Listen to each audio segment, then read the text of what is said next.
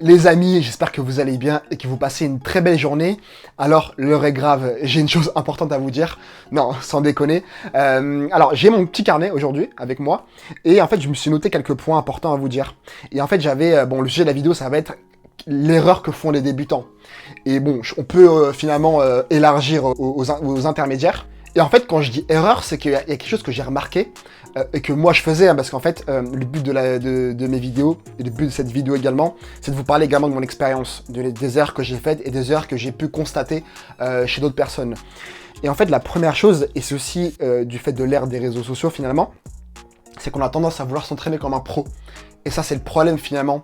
Et le principal problème pour un débutant, c'est qu'avec toute la masse d'informations qu'on a sur les réseaux sociaux, en fait, on est dans une société où finalement, on est submergé par l'information.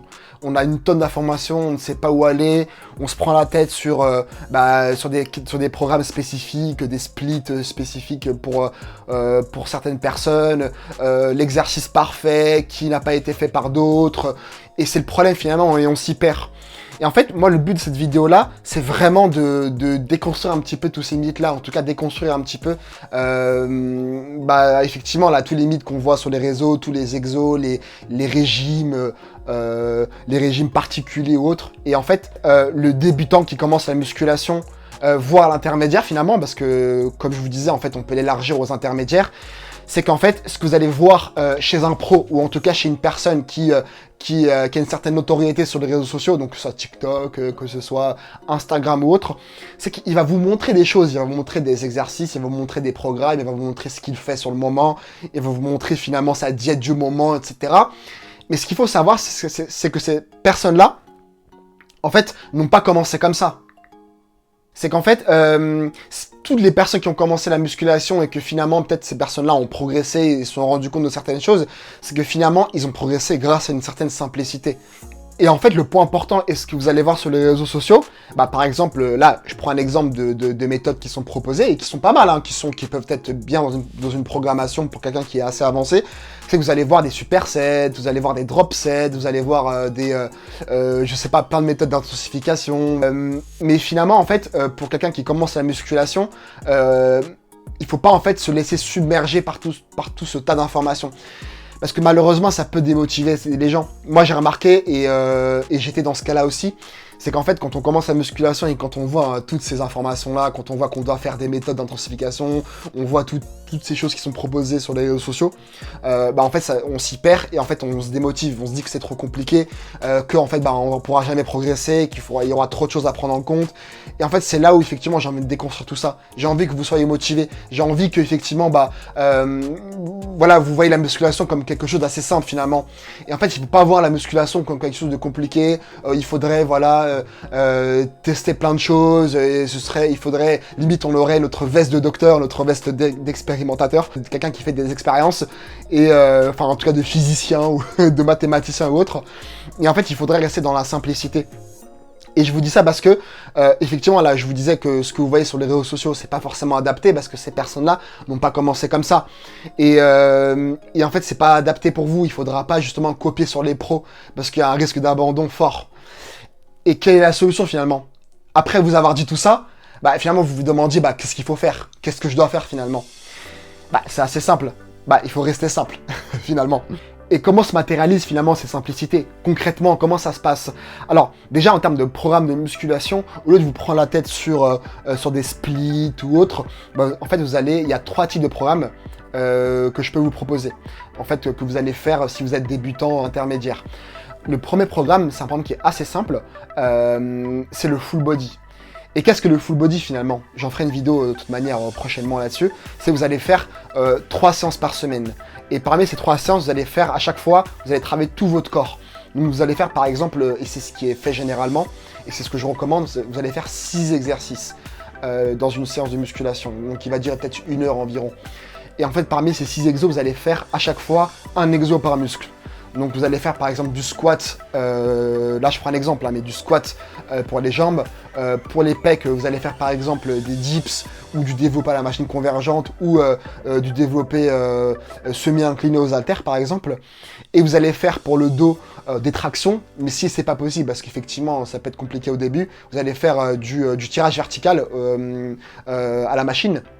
Donc et ça c'est un exo qui est pas mal également si on peut pas faire des tractions, ou vous allez faire du tirage grand dorsal unilatéral à la poulie. Et c'est un exo que j'aime beaucoup et j'en reparlerai prochainement. Et en fait pour les biceps vous allez faire par exemple du curl à la barre ou du curl aux haltères, qui est assez simple et qui est très populaire justement et qui travaille finalement tous vos biceps. Et vous allez faire pour les triceps des extensions de triceps à la poulie, à la corde. Et ça, c'est un exo aussi qui est très populaire, qui est très pratiqué en musculation. Donc voilà. Et après, pour les épaules, vous allez faire soit l'élévation latérale à la poulie ou aux haltères, donc pour travailler la face latérale des épaules, ou vous allez faire par exemple, selon les séances, du développé militaire à la machine guidée, donc que j'aime bien et aussi qui nous permet finalement d'éviter des blessures. Donc moi, c'est un exo que j'aime beaucoup, où vous allez faire du développé militaire aux haltères. Et au-delà du full body, on aura aussi des programmes tels que par exemple le half body, donc le haut bas du corps. Donc ça qui est pas mal, donc ça nous permet de faire sur une première séance tout le haut du corps et sur une deuxième séance tout le bas du corps. Et vous allez enchaîner comme ça, donc vous allez faire les 2 séances, après prendre du repos et après faire les 2 séances et après prendre 2 jours de repos par exemple. Donc ce qui fera 4 séances par semaine. Et après il y a aussi un autre programme qui est pas mal, c'est le push-pull legs. Le push-pull legs qui est aussi un peu plus adapté pour une personne qui a déjà quelques mois de musculation, voire quelques années, qui nous permet de faire par exemple sur une première séance push, qui s'appelle push parce que vous allez faire les pectoraux, les triceps et l'avant de l'épaule et la face latérale.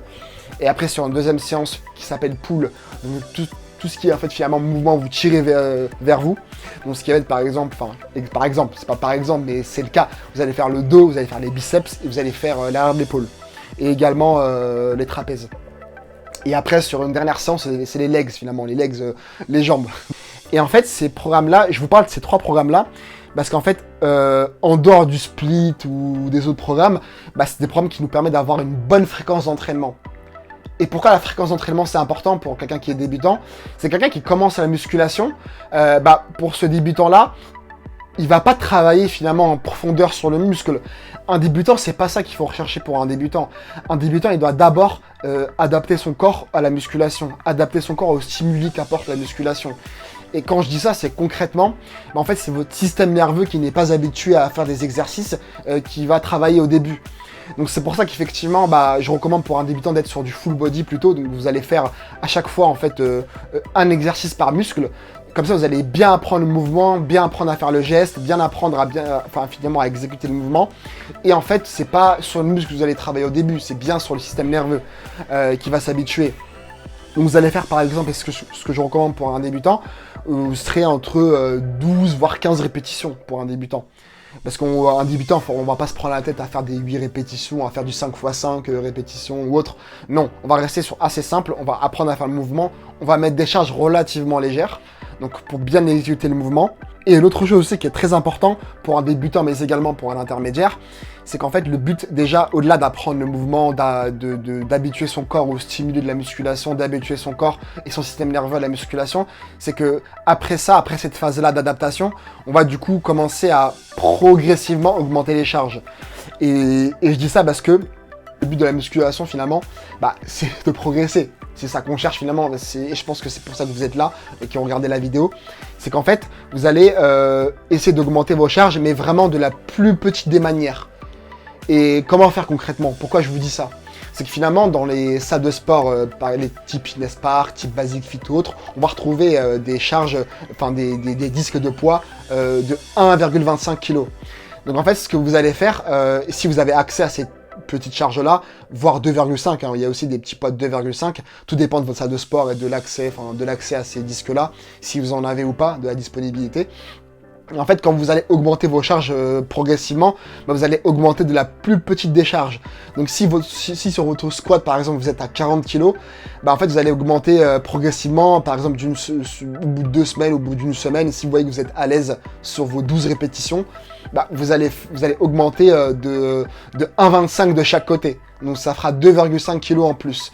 Et ça, c'est vraiment idéal pour progresser de la meilleure des manières et progressivement.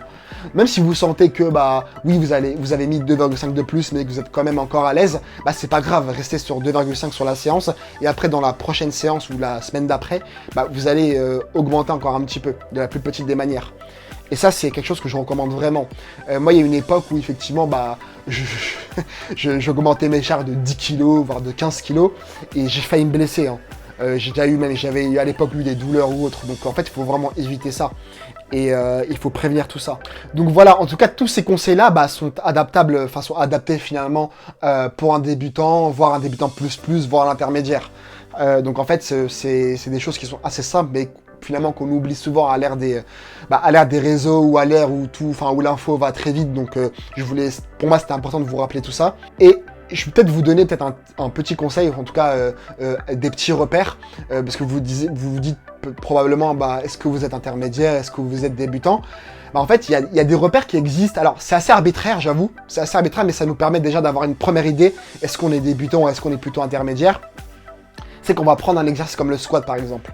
En fait, pour considérer que vous êtes un intermédiaire ou un débutant, c'est que si vous arrivez à avoir une charge au squat, donc qui correspond à 1,5 fois votre poids de corps, bah, finalement, vous êtes considéré comme un intermédiaire. En tout cas, vous pouvez vous considérer comme tel, finalement. Donc, je prends un exemple. Si vous faites 60 kg et que vous faites du squat à 90 kg, bah, finalement, vous pouvez considérer que vous êtes un intermédiaire. Ou par exemple, si vous faites 80 kg et qu'en fait, vous faites votre soulevé de terre à 120 kg, donc à 1,5 fois votre poids de corps, bah, là où vous êtes considéré comme un intermédiaire. Donc en fait, alors c'est encore une fois, hein, je vous dis que c'est assez arbitraire, mais ça nous permet quand même d'avoir certains repères. Donc n'oubliez pas ces repères-là qui peuvent être intéressants pour vous si vous voulez un peu vous situer, hein. Bon, en tout cas, les amis, c'était tout pour moi. J'espère que la vidéo vous plaira, que vous aurez appris aussi des choses, même si, en fait, ça peut paraître comme de simples rappels. C'est toujours important de se remémorer tout ça. Et de toute manière, en fait, dans mes prochaines vidéos, je vous proposerai finalement des programmes débutants, quels sont les meilleurs programmes pour débutants. J'entrerai plus en détail, parce que là, je suis dans cette vidéo-là, je peux entrer dans le détail du full body, du half body ou du push-pull legs. Donc, en fait, à l'occasion, là, je vous préparerai ça, je ferai une vidéo, en fait, sur ces programmes-là, surtout sur le full body aussi et le half body, donc pour débutants intermédiaires. Donc en fait, si vous êtes au courant de tout ça, bah, n'hésitez pas finalement à vous abonner et n'hésitez pas aussi à commenter, à partager éventuellement à vos proches ou à des personnes à qui ça pourrait intéresser. Et bah je vous dis à bientôt les amis, salut!